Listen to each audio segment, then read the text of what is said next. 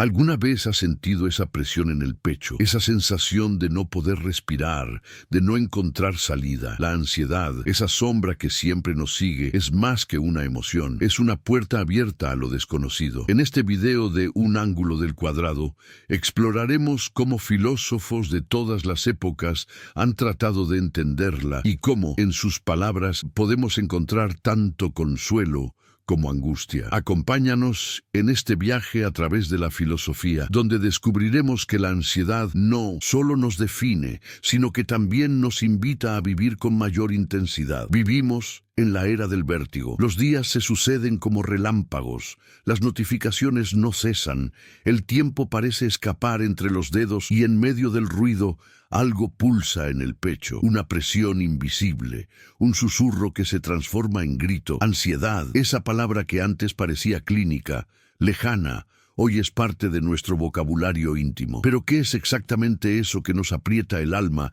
y acelera el corazón sin causa clara? ¿Una enfermedad? ¿Una falla? ¿O será que la ansiedad es el reflejo más profundo de nuestro ser en este mundo fragmentado? Los antiguos la temían como un demonio interior, los modernos la medicalizan, pero los filósofos la han mirado de frente, sin anestesia, porque donde el pensamiento común ve humerro o colapso, la filosofía ve una puerta, un umbral hacia el abismo, sí, pero también hacia el despertar. ¿Y si la ansiedad no fuera un enemigo, sino un espejo? ¿Y si lo que nos inquieta no fuera el mundo, sino nosotros mismos, incapaces de habitar el presente? Esta sensación sin rostro, este mal sin nombre preciso, quizás sea la experiencia espiritual más radical de nuestra época. No estamos simplemente cansados, estamos desorientados, no nos falta tiempo, nos falta sentido, y la ansiedad, como un eco antiguo, nos obliga a buscarlo, a preguntarnos de qué huimos realmente cuando sentimos que todo va demasiado rápido. Mucho antes de que la ansiedad tuviera nombre, los estoicos ya la conocían en carne viva, no como una condición médica, sino como una perturbación del alma, un desorden del juicio. Para Séneca, la inquietud no provenía de los dioses ni del destino, sino de nuestra resistencia interna a aceptar lo que escapa a nuestro control. La ansiedad, decía, nace de vivir en el futuro, de temer lo que aún no ha ocurrido. Epicteto, con su serenidad implacable, lo expresaba con precisión. No nos afecta lo que nos sucede, sino lo que pensamos sobre lo que nos sucede. La filosofía estoica nos invita a una gimnasia del espíritu, distinguir lo que depende de nosotros de lo que no depende, y a partir de ahí, soltar. En tiempos de caos, el estoico no huye ni se desespera. Respira, observa, actúa donde puede y acepta lo que no puede cambiar. La ansiedad, bajo esta mirada, es la rebelión del ego contra la naturaleza del mundo, es la ilusión de controlar lo incontrolable. Para los estoicos, la libertad no está en dominar el universo, sino en gobernar nuestras pasiones. Y cuando entendemos eso, cuando comprendemos que no somos dueños del mañana, la ansiedad pierde fuerza, porque entonces dejamos de luchar contra el río y comenzamos a fluir con él. Søren Kierkegaard, el melancólico de Copenhague, fue quizás el primero en hablar de la ansiedad no como un desajuste mental, sino como una condición existencial. Para él, la ansiedad no es un error ni un síntoma de debilidad, es el precio de ser humanos. En su obra, El concepto de la angustia, escribe una frase que resuena como un eco eterno: la ansiedad es el vértigo de la libertad. ¿Qué significa eso? Que al ser conscientes de que podemos elegir, de que nada está completamente determinado, sentimos un abismo bajo nuestros pies. Podríamos hacer cualquier cosa, y eso nos paraliza. La ansiedad, entonces, aparece justo cuando nos enfrentamos a nuestra infinitud, a nuestra capacidad de ser más de lo que somos. Es el temor a lo posible. Kierkegaard compara esta sensación con un hombre que se asoma al borde de un precipicio. No teme solo caer, sino también la posibilidad de lanzarse. En esa ambivalencia, el deseo de volar y el terror de hacerlo, nace la ansiedad. Pero para Kierkegaard, ese vértigo es también una señal de crecimiento espiritual. Solo quien ha sentido esa angustia profunda está preparado para la fe, para el salto hacia lo desconocido. La ansiedad no nos destruye, nos revela, nos confronta con nuestra libertad radical. Y ahí, en ese temblor interior, empieza la verdadera vida. Para Martin Heidegger, uno de los pensadores más enigmáticos del siglo XX, la angustia, o Angst en alemán, no es una emoción cualquiera. No se trata de miedo a algo concreto, como un peligro o una amenaza. La angustia heideggeriana es más profunda, más sutil y a la vez más radical. Es la experiencia en la que todo lo familiar se desvanece.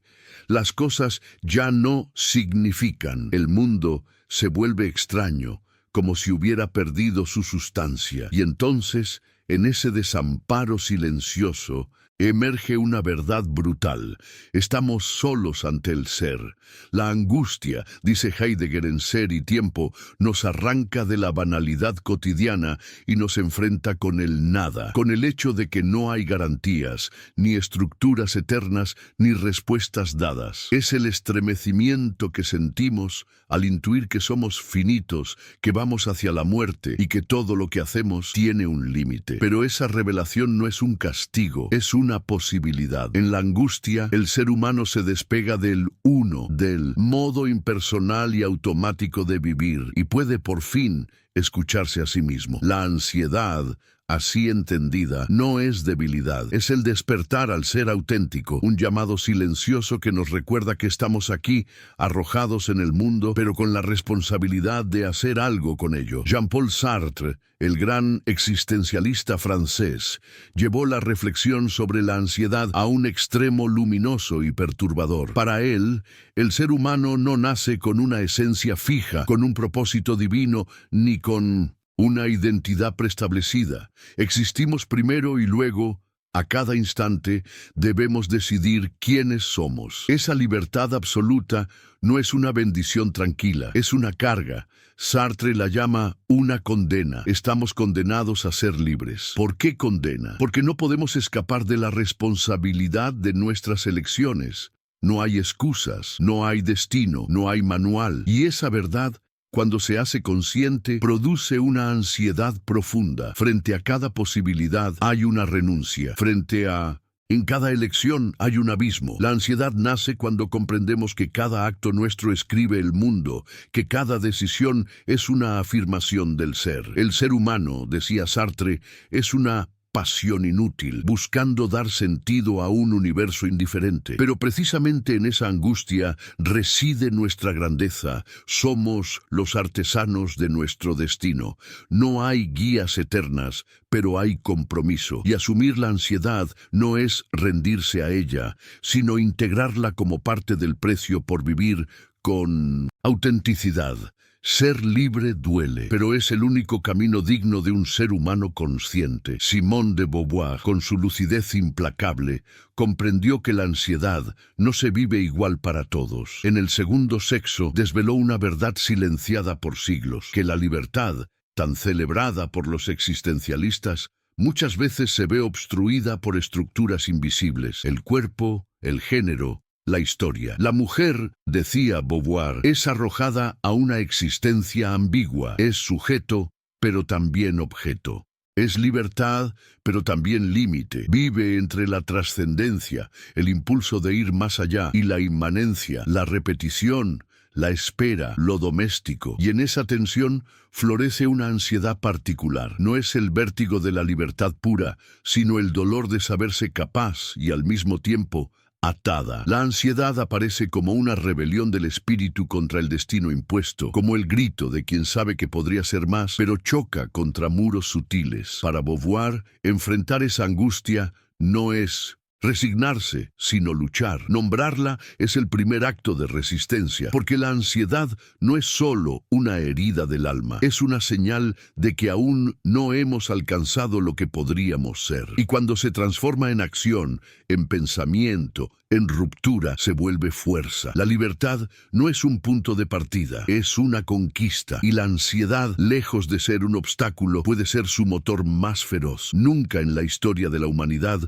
estuvimos tan conectados, tan informados, tan estimulados y sin Embargo, jamás nos sentimos tan solos, tan ansiosos, tan perdidos. El mundo contemporáneo ha convertido la ansiedad en una epidemia silenciosa. Todo se mueve rápido. El trabajo, las relaciones, las imágenes. Vivimos corriendo hacia ninguna parte, atados a pantallas que no descansan, bombardeados por expectativas imposibles. El algoritmo nos conoce más que nosotros mismos y en cada scroll perdemos fragmentos del alma. La ansiedad ya no es una reacción puntual, es un modo de habitar el tiempo. Un tiempo que no respira, que no permite pausas. Nos exigimos productividad, perfección, respuestas inmediatas. Pero ¿dónde quedó el silencio? ¿Dónde está la contemplación, la lentitud, la espera? Vivimos en la superficie, con miedo de bucear en nosotros mismos. El yo ha sido sustituido por una imagen, el perfil, la foto, la marca personal. Y en ese espectáculo constante, olvidamos ser. La ansiedad contemporánea no es solo biológica, es metafísica. Es el grito de un ser que ya no sabe cómo habitar su propia existencia. Y mientras más intentamos anestesiarla con entretenimiento, consumo, ruido, más fuerte se vuelve. Porque en el fondo, la ansiedad de hoy es una súplica del alma. Detente. Escúchame, ¿quién eres tú realmente? En medio del caos exterior, algunos han mirado hacia adentro, no como fuga, sino como retorno, frente a la ansiedad que consume la espiritualidad, no la dogmática, sino la vivida, aparece como un refugio profundo. Tradiciones como el budismo, el misticismo cristiano, el sufismo o el taoísmo han insistido durante siglos en una misma idea. Solo en el silencio florece la verdad. La meditación, el recogimiento, el acto de respirar con conciencia se vuelven actos revolucionarios en un mundo que grita. No se trata de negar la ansiedad, sino de atravesarla, de observarla sin juicio,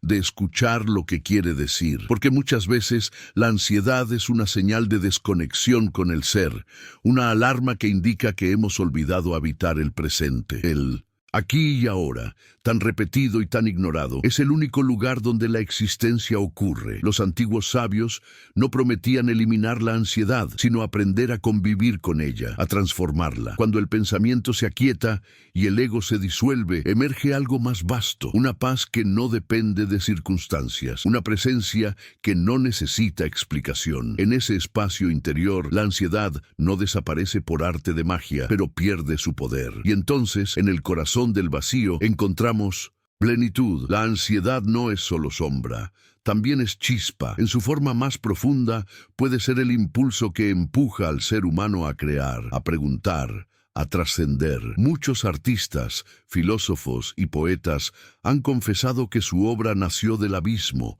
de una inquietud insoportable que no sabían cómo nombrar. Kierkegaard escribió desde su melancolía. Nietzsche filosofó desde el caos de su alma. Van Gogh pintó sus tormentas internas con fuego en el pincel. La ansiedad, cuando no paraliza, puede abrir caminos. Es el temblor que antecede al salto, la incomodidad que obliga a inventar otro mundo. En lugar de huir de ella, algunos la convierten en lenguaje, en símbolo, en belleza. La filosofía misma nació de la extrañeza, de ese no saber que inquieta. Y la poesía es, en muchos casos, el eco de una angustia transformada en música. No se trata de glorificar el sufrimiento, sino de comprender que a veces, en lo más oscuro, florece lo más luminoso. La ansiedad revela que algo no está en su lugar, que algo quiere nacer. Y quien se atreve a mirar ese fuego de frente puede quizá transformar su herida en obra, su duda en pregunta, su vértigo en danza. Crear es, en el fondo,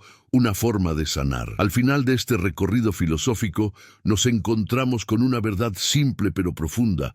La ansiedad es inseparable de la existencia humana. No es una patología a erradicar, sino una condición de nuestra libertad. Desde los estoicos hasta los existencialistas, desde los místicos hasta los contemporáneos, todos han coincidido en que el ser humano, en su capacidad de elegir, está abocado a la incertidumbre. La ansiedad surge cuando nos enfrentamos a la posibilidad de ser más que lo que somos, cuando la libertad se convierte en un peso. Pero esa misma ansiedad es, a su vez, lo que nos define. Porque si existimos, es porque somos capaces de temer y de desear, de cuestionar y de dudar. La ansiedad es la sombra de nuestra libertad, el precio que pagamos por ser conscientes. En ella no hay respuestas fáciles, solo interrogantes. Y sin embargo, es en el acto de abrazar esa inquietud, de transitar por su tormenta, donde encontramos nuestra humanidad más auténtica. Al final,